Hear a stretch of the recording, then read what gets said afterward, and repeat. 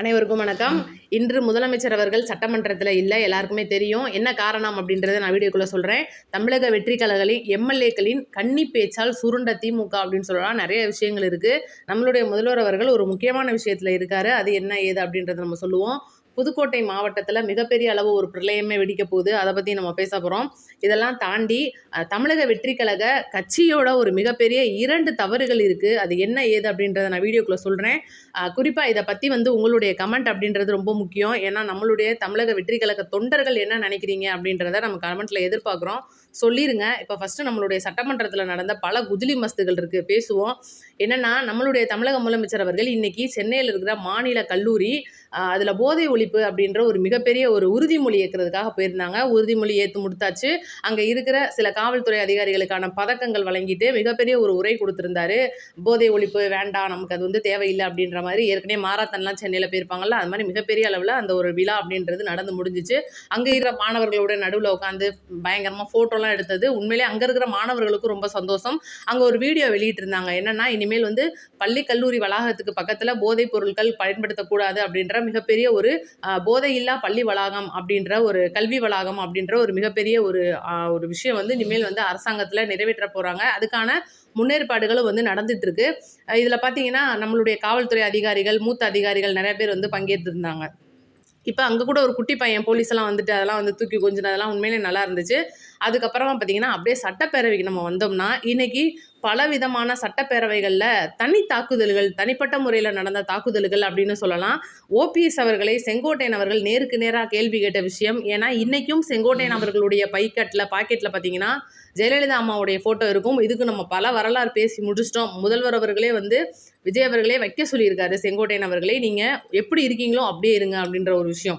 இன்றைக்கி ஓபிஎஸ் அவர்களை பொறுத்த வரைக்கும் பார்த்தா அவர் இன்றைக்கெலாம் என்ன நீங்களாம் அரசியல்வாதி, வேறு வழி இல்லாமல் இருக்கீங்க அப்படின்ற அளவுக்கு தான் இன்றைக்கி ஸ்டாலின் அவர்களுடைய பாக்கெட்டில் அவருடைய ஃபோட்டோ வச்சுக்கிட்டு இருக்கிறது ஓபிஎஸ் அவர்களுக்கு மிகப்பெரிய கடுமையான எதிர்ப்பு கிளம்பிட்டு இருக்கு. 1000 தான் இருந்தாலும் கட்சி மாதிரி இன்றைக்கி கட்சிக்குள்ளே வேறு கட்சிக்குள்ளே போயிட்டாலும் கூட அது எப்படிங்க அந்த மனசு வந்துடும்? ஏற்கனவே சட்டமன்ற உறுப்பினர் ஆயிட்டாங்க, நின்றுட்டாங்கன்றதை தாண்டி அடிமட்டத்தில் கடந்த உங்களை இவ்வளோ பெருசாக கை தூக்கி விட்ட ஜெயலலிதா அம்மா, ஐயா எம்ஜிஆர் அவர்கள், அவங்களோட காலம் தொட்டு இருந்த மாவட்ட செயலாளர்கள் நீங்களாம் எப்படி ஈஸியாக மாறிடுறீங்க அப்படின்ற ஒரு கேள்வி வரும்போது ஓபிஎஸ் அவர்கள் மூஞ்சியில் உண்மையிலே ஆடலை அப்படின்னு தான் சொல்லணும். இந்த மாதிரி நேரடியான கேள்விகள் தாக்குதலுக்குள்ளே தான் இன்றைக்கி சட்டமன்றம் நடந்துச்சு. அதை விட சூலூர் சட்டமன்ற உறுப்பினர் செஞ்ச சரியான சம்பவம் தான் சொல்லணும். அவருடைய ஒரு கன்னி பேச்சு இன்னைக்கு சுகுமார் அவர்கள் இன்னைக்கு ஜெயஸ்ரீ பிரபாகர் கூட அதை அவை குறிப்பிலேருந்து நீக்கியிருக்காங்க. இருந்தாலும் அந்த பேச்சு என்ன அப்படின்னா, கன்னி பேச்சாக இருந்தாலும் கண்ணியமாக இருக்கணும் அப்படின்னு சொல்கிற ஒரு வார்த்தை. ஜெயஸ்ரீ பிரபாகர் அவர்கள் உண்மையிலே சரியான சபாநாயகர் அப்படின்னு திரும்ப ஒருக்கா நிரூபிச்சிருக்காரு. திமுக காரங்களை பார்த்து நீங்கள்லாம் 5 வருஷம் டென்ஷனாக இருப்பீங்கன்னு எங்களுக்கு தெரியும். ஆனால் ஏன் டென்ஷனாக இருப்பீங்கன்னா, உங்களுக்கான இடி, ஏடி, பிடி எல்லாமே வருது, உங்களை நோக்கி வந்துக்கிட்டே இருக்குது அப்படின்ற ஒரு விஷயமும், கதவை எப்போ வேணாலும் அதெல்லாம் தட்டிடும், நீங்கள் எப்போவுமே குளிச்சு ரெடியாக இருங்க அவங்களை கூட்டிகிட்டு போகிறதுக்கு அப்படின்ற ஒரு விஷயத்தையும் சொல்லியிருக்காரு. உடனே பார்த்தீங்கன்னா திமுக காரங்களுக்குலாம் உண்மையிலே டக்குன்னு பயம் வந்துருச்சு. ஏன்னா ஊழல் லஞ்சம் அப்படின்னு சொன்னால் தான் உடனே கோவப்பட்டுருவாங்கல்ல, பதிலே சொல்ல தெரியாது அப்படின்ற மாதிரி எல்லாருமே திருன்னு முடிச்சது விஷயம்லாம் நடந்துச்சு. பட்ஜெட் மீதான விவாதங்கள் தாண்டி தனிப்பட்ட தாக்குதல்கள் இன்றைக்கி சட்டமன்றத்தில் ரொம்பவே சூப்பராக அரங்கேறிடுச்சுன்னு சொல்லணும். அடுத்து ரொம்ப முக்கியமான விஷயத்துக்கு வருவோம். திமுக பண்ண போகிற மிகப்பெரிய ஒரு அரசியல் என்ன அப்படின்றத நான் சொல்கிறேன். ஃபஸ்ட்டு இன்றைக்கி செங்கல்பட்டோட ஒரு மாமன்ற உறுப்பினர் ஒருத்தர், அவர் பார்த்திங்கன்னா வீரா என்ற வீராசாமி, 2-3 நாளாக அந்த நியூஸ் இங்கே பயங்கரமாக பார்த்துட்டு இருக்கலாம். அவருடைய மனைவிக்கு அவருடைய பொறுப்பை கொடுத்துருக்காங்க. ஏன்னா அவர் இப்போ தான் ஜெயிலேருந்து போயிட்டு வந்திருக்காரு. ஒரு லஞ்சம் வாங்கின ஒரு மிகப்பெரிய புகார். நவீன் அப்படின்ற ரோடு போடுற கான்ட்ராக்டர்கிட்ட 9,80,000 ரூபாய் ஒப்படைக்கப்பட்டு, சாலை பதிகளுக்காக ஒப்படைக்கப்பட்டு வேலையும் முடிஞ்சதுக்கப்புறமா அவர் அதுக்கான பில்லை நீங்கள் பாஸ் பண்ணுங்கன்னு சொல்லும்போது, இதுக்கான லஞ்சம் எங்களுக்கு கொடுங்கன்னு சொல்லி கேட்டு கிட்டத்தட்ட 2 லட்ச ரூபா வரைக்கும் கேட்டு 80,000 ரூபாய் கையிலலாம் வாங்கினதா வீடியோலாம் பார்த்துருப்போம். அந்த வீடியோவில் அவங்க மனைவியும் இருப்பாங்க. அதுதான் இன்றைக்கி ரொம்ப பேசுபொருள் ஆகிட்டு இருக்கு. எதுக்காக முதல்வர் விஜய் அவர்கள் அவங்களோட மனைவிக்கு இந்த பொறுப்பை கொடுக்கறதுக்கும் சம்மதிச்சிருக்காரு? இல்லை அவருக்கு தெரிஞ்சு நடக்குதா, தெரியாமல் நடக்குதா? அடிமட்ட அதிகாரிகள் மற்றும் எம்எல்ஏக்கள், அமைச்சர்களுடைய தலையீட்டால் இவங்களுக்கு பதவி கிடைச்சிருக்கா அப்படின்னு சொல்லிட்டு மிகப்பெரிய ஒரு பஞ்சாயத்து போயிட்டு இருக்கு. என்னை பொறுத்த வரைக்கும் இது தப்பான விஷயம்தான். அவங்க என்னதான் கட்சிக்காக உழைச்சிருந்தாலும் மக்களோட பணத்தை சுரண்டணும்னு எப்போ அவங்களுக்கு என்ன வந்துச்சோ அவங்க தமிழக வெற்றி கழகத்தில் இருக்கிறதுக்கு லாய்க்கு இல்லை. அதனால பார்த்தீங்கன்னா கண்டிப்பாக இதையும் நம்ம கண்டிக்கணும். அவருடைய மனைவிக்கும் அந்த பதவி போகக்கூடாது. அடிமட்டத்திலேருந்து உழைத்த ஒரு நல்ல மனிதருக்கு அந்த பதவி அப்படின்றது கிடைக்கணும். எத்தனையோ பேர் இருக்காங்க. முதல்வர் விஜய் அண்ணா இதை கண்டிப்பாக கருத்தில் எடுத்து இந்த வேலையை பார்க்கணும் அப்படின்னு நம்ம சொல்லிடுவோம். இதை பற்றி உங்கள் கமெண்ட்டை சொல்லிடுங்க. அடுத்து ரொம்ப முக்கியமான விஷயத்துக்கு வருவோம். நேத்து சட்டப்பேரவையில நடந்த மிகப்பெரிய விவாதங்கள், மதியம் பிற்பகல் மேல வந்து மரியம் வில்சன் அவர்களுடைய ஒரு மிகப்பெரிய ஒரு பேச்சு, இன்னைக்கு மிகப்பெரிய அளவுல பாஜக இத வந்து அரசியல் பண்ண ஆரம்பிச்சிருக்காங்க. நயினார் நாகேந்திரன் அவர்கள் மரிய வில்சன் அவர்களை பதவி விலகணும் அப்படின்னு சொல்லியிருக்காரு. எதுக்காக அப்படின்னா, முதல்ல என்ன நடந்துச்சுன்னு சொல்றேன். மரிய வில்சன் அவர்கள் வந்து இங்கிலீஷ் நல்லா பேசுவாரு. என்னன்னா, அவரு வந்து மிகப்பெரிய ஒரு கல்வி குழும தலைவர் ஜேபிஆர் நிறுவனம். இந்த ஜேபிஆர் நிறுவனம் தான் ஒரு காலத்துல திமுகவுக்கு மிகப்பெரிய நிதி உதவி அளிச்ச ஒரு நிறுவனமா இருந்திருக்கு. அவருடைய மாமனார் அவர்கள்லாம். இப்ப தமிழக வெற்றி கழகத்துக்கும் வந்து கட்சி நிதி அந்த மாரி சார்ந்து வந்தது, கட்சிக்குள்ள இருந்தது. அதுக்கப்புறமா பிரச்சாரங்கள் எல்லாத்துக்குமே வந்து அவங்களும் நிதி குடுத்துருக்காங்க. இன்னைக்கு அவர் வந்து சொந்தமா ஆர்கே நகர் தொகுதியில நின்னு ஜெயிச்சு இன்னைக்கு அமைச்சரா இருக்காரு, நிதியமைச்சரா. இதையும் தாண்டி நேத்து அவர் பேசின ஒரு பேச்சு, திமுகவுடைய ஒரு எம்எல்ஏ உண்மையிலே திமுக இன்னைக்கு சட்டமன்றத்துல தமிழக வெற்றி கழக எம்எல்ஏக்களை தூண்டி விடுகிறது. வன்மையான பேச்சுக்கும் ஜாதி மத ரீதியான ஒரு பேச்சுக்கும் திமுக தூண்டுது அப்படின்னு நான் சொல்லிக்கிட்டே இருக்கேன் ஒவ்வொரு இடத்துலையும். அதுதான் நடந்திருக்கு. மரிய வில்சன் அவர்களை தூண்டி விட்டுருச்சு திமுக எம்எல்ஏக்களுடைய ஒரு பேச்சு.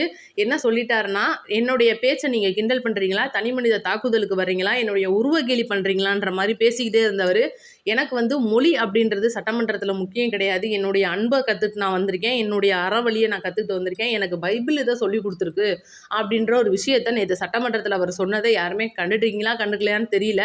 ஆனால் இன்னைக்கு அதை வச்சு பாஜக மிகப்பெரிய அளவில் அரசியல் பண்ணிட்டு இருக்கு. நீங்கள் வேணாலும் பாருங்க, இதைத்தான் வச்சு இடைத்தேர்தலில் திமுக மிகப்பெரிய அளவில் ஓட்டு வங்கி எடுக்க போகிறாங்க அப்படின்ற ஒரு தகவலும் வந்து வந்திருக்கு. ஏன்னா அவங்களுடைய அந்த ஒரு விஷயங்கள்லாம் இதை நோட் பண்ணப்பட்டாச்சு. யார் வீராசாமி அவர்களுடைய விஷயமும் மரிய வில்சன் அவர்கள் சட்டமன்றத்தில் பேசின ஒரு விஷயமும் இன்னைக்கு தமிழக வெற்றி கழகத்தை பொறுத்த வரைக்கும் சிறப்பான ஆட்சி நடக்கணும் அப்படின்ற ஒரு முறையில் இன்னைக்கு முதல்வர் அவர்கள் சிறப்பாக கட்சியை கையில் எடுத்துகிட்டு போயிட்டு இருக்காரு. ஆனால் இந்த பைபிள் அப்படின்னு இதுவரைக்கும் சட்டமன்ற வரலாற்றில் எந்த ஒரு ஜாதி மதம் அடையாளம் சமூகத்தை சேர்ந்த எந்த ஒரு அடையாளமும் வராத இந்த பேரவைக்குள்ள மரிய வில்சன் அவர்கள் பண்ண அந்த சின்ன தவறு அப்படின்றது மிகப்பெரிய அளவில் கொண்டுட்டு போய் விட்டுருக்குன்னு சொல்லணும். கட்சி ரீதியில் இதுக்கு என்ன பண்ண போறாங்க, இல்லை நம்மளுடைய முதல்வர் அவர்கள் எதுவும் சொல்ல போறாங்களா, அதாவது மரிய வில்சன் அவர்கள் வருத்தம் தெரிவிக்க போறாரா? ஏன்னா நம்மளுக்கே இது வந்து ரொம்ப பெரிய வருத்தமா இருக்கு.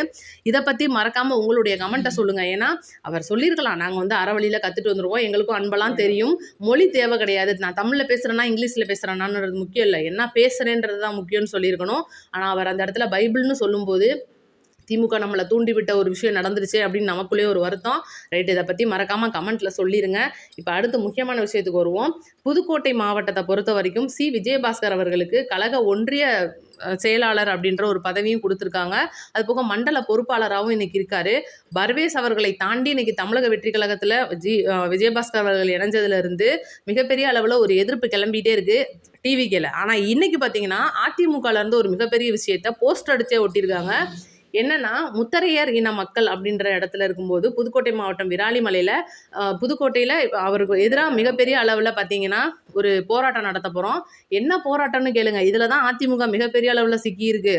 குட்கா, மணல் குவாரி, கல் குவாரியில் இருக்கிற ஊழல் இதெல்லாம் சேர்த்து வச்சு கொள்ளையடித்த விஜயபாஸ்கருக்கு உடனடியாக வந்து அங்கே நின்றுட்டு வேலை பார்த்தா ஒரு அதாவது இப்போ இதுக்கு முன்னாடி வேலை பார்த்தாரு பார்த்தீங்களா, அந்த கட்சியிலேருந்து வேட்பாளராக ஒருத்தர், அவருக்கான பணத்தை நீங்கள் கொடுக்கல அப்படின்னா நீங்கள் வச்சுருந்த கொள்ளையப்புறம் நாங்கள் உடனடியாக சொல்லிடுவோம் அப்படின்னு சொல்லி அவங்க கட்சிக்குள்ளேருந்தே ஒரு மிரட்டல் கொடுக்குற மாதிரி அதிமுகவை சார்ந்த சில பேர் வந்து ஒரு போஸ்ட் அடித்து ஒட்டியிருக்காங்க. எவ்வளோ பெரிய கேவலமான சம்பவம் பாருங்கள்.